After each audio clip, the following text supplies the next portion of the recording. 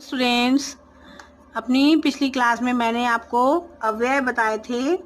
तो अव्यय जो है वो लिंग विभक्ति पुरुष या वचन के कारण कोई भी रूप अव्यय का नहीं बदलता है। वो जस के तस रहते हैं, जैसे हैं वैसे ही रहते हैं और उनकी कारक रचना भी नहीं होती, ना ही काल रचना होती है।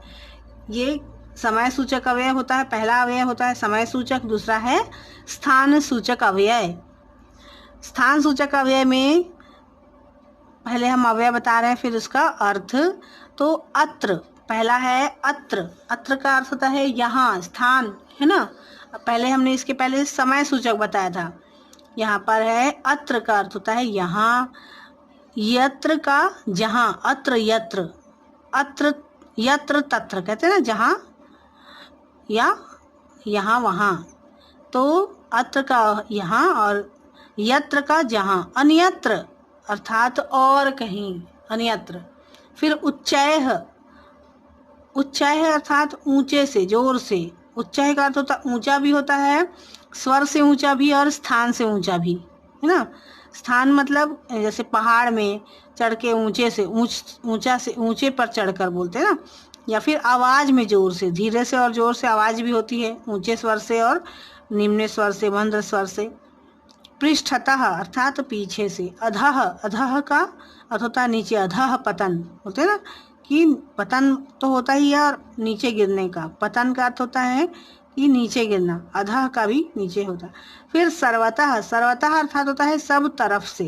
फिर मध्य, मध्य का अर्थ होता है बीच में। कुत्रचित अर्थात कहीं भी। कुत्रचित अर्थात कहीं भी। यतः अर्थात जहाँ से। बहिः का अर्थ होता है बाहर। परितः चारों ओर, है ना। ग्रामे परितः वृक्षात कहते हैं ना, ग्राम के चारों ओर वृक्ष हैं। उभयतः, उभयतः अर्थात दोनों ओर। अंतरा, अंतरा अर्थात होता है मध्य। अधस्तात का अर्थ होता है नीचे। और निकषा, निकषा का अर्थ होता है समीप, पास में। अभितः का अर्थ होता है सामने। तो ये सारे अव्यय आपको याद रखने हैं और अभी और भी हम बताएंगे। स्थान सूचक अव्यय में तत्र, तत्र का अर्थ होता है वहाँ। सर्वत्र का अर्थ होता है सब जगह। नीचैः, नीचैः अर्थात नीचे से या स्वर से, अगर बोले स्वर के अनुसार बोले तो नीचे अर्थात निचले स्वर से, धीरे से और नीचे से। किसी अगर स्थान कहते हैं तो वहाँ से नहीं, ऊपर से नहीं, नीचे से कहते हैं। फिर पुरतः या पुरः, पुरः का अर्थ होता है सामने या आगे। ऊर्ध्वतः अर्थात ऊपर से। समन्तात, समन्तात का अर्थ होता है चारों ओर। अग्रे, अग्रे अर्थात आगे। पश्चात, पश्चात का अर्थ होता है बाद में भी होता है और पीछे भी होता है। ततः, ततः का अर्थ होता है वहाँ से।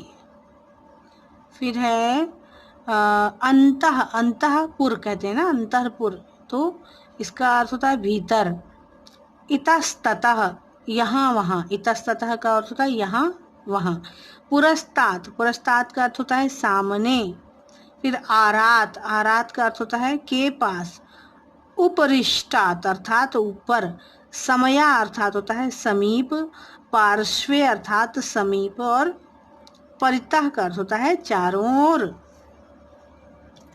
इसी तरह से हम अगला देखेंगे रीतिवाचक अव्यय। तीसरा है रीतिवाचक अव्यय। अगला है हमारा रीतिवाचक अव्यय। तीसरा है अव्यय, तीसरा अव्यय है रीतिवाचक अव्यय। तो यहाँ पर अव्यय है, फिर अर्थ देख लेते हैं। शनैः, शनैः का अर्थ होता है धीरे। शनैः, शनैः कहते हैं ना हम, तो धीरे धीरे। फिर पुनः, पुनः अर्थात फिर से। ये रीति है कि ऐसा करना चाहिए, कहते हैं ना कि ये रीति है, इस रीति के अनुसार चलना चाहिए।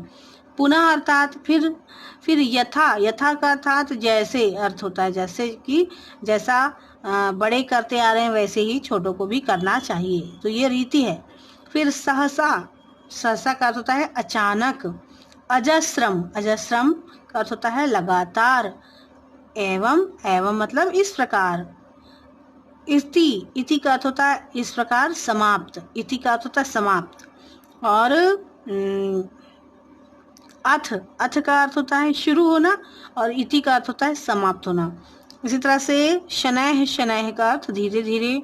भूयः, भूयः का अर्थ होता है फिर से। तथा, तथा का अर्थ होता है यथा, यथा तथा, जैसे वैसे, है ना। यथा, यथा माता तथा पुत्र या पुत्री, ऐसा कहते हैं ना। तो जैसे, जैसे माँ बाप वैसे बच्चे। अकस्मात, अकस्मात का अर्थ भी अचानक होता है, सहसा का अर्थ भी अचानक होता है। इस तरह इत्थम, इत्थम अर्थात इस प्रकार। सर्वथा, सर्वथा अर्थात सब तरह से। एवमस्तु अर्थात ऐसा ही हो। तो आज के लिए इतना ही। अपनी अगली क्लास में हम और भी अव्यय के प्रकार देखेंगे।